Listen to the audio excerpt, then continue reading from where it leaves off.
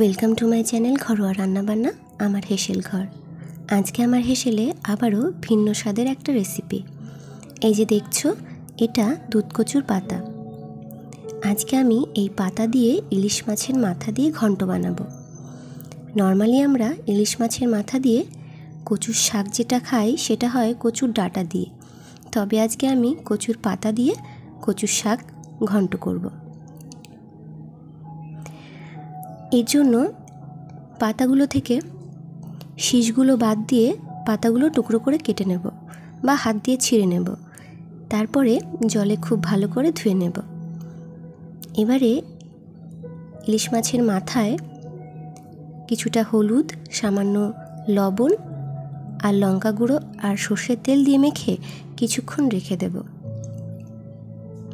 এবারে একটা কড়াইয়ে খানিকটা সর্ষের তেল গরম করে তাতে দিয়ে দেব খানিকটা কালো জিরা ফোড়ন। হ্যাঁ, ভীষণ সাধারণ একটা রেসিপি, ভীষণ সহজ, খুব তাড়াতাড়ি হয়ে যায়, কিন্তু খেতে কিন্তু দারুণ লাগে।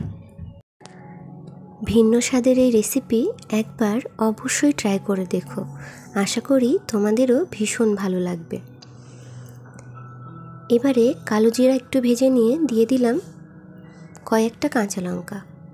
হ্যাঁ, কাঁচা লঙ্কার পরিমাণটা এখানে একটু বেশি দিলেই ভালো হয়, তবে আমি যেহেতু আমার বাচ্চা খাবে আমি ওই জন্য কমই দিয়েছি। এবারে আমি ইলিশ মাছের মাথা দিয়ে খুব ভালো করে ভেজে নেব।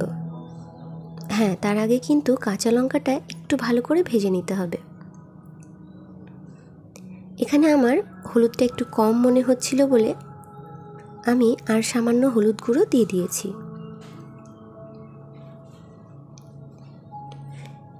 এবারে উল্টে পাল্টে মাছটা খুব ভালো করে ভেজে নিতে হবে। হ্যাঁ, এই ইলিশ মাছের মাথা বা মাছ দেওয়ার আগে, যে কোনো মাছ দেওয়ার আগে যদি কড়াইটা খুব ভালো করে গরম করে নিয়ে তারপরে সর্ষের তেল বা যে কোনো তেল দিয়ে খুব ভালো করে গরম করে নিয়ে তারপরে আঁচ কমিয়ে মাছ ভাজা যায়, তাহলে কিন্তু মাছটা একদম ভেঙে যায় না। তবে আমার এখানে ভাঙার কোনো ভয় নেই, কেন কি এটা আমি ভেঙেই দেব শাকের মধ্যে। এবারে দিয়ে দিলাম কচুর শাক।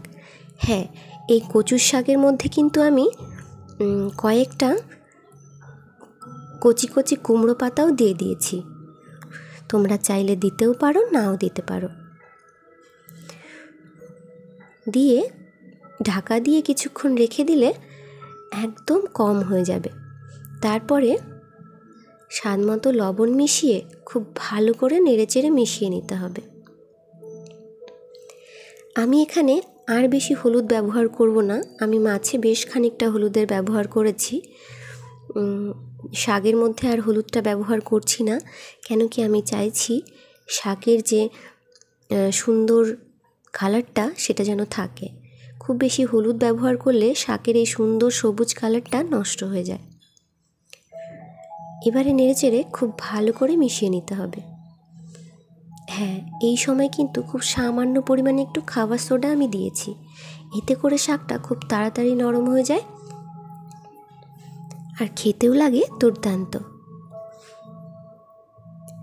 এইভাবে নাড়তে নাড়তে একদম মিশিয়ে নিতে হবে। ব্যাস, একদম তৈরি। এবারে গরম গরম ভাতের সাথে পরিবেশন করো এই দারুণ স্বাদের রেসিপি। আর আমার এই রেসিপিগুলো যদি তোমাদের ভালো লাগে অবশ্যই লাইক, কমেন্ট, শেয়ার আর সাবস্ক্রাইব করে দিও।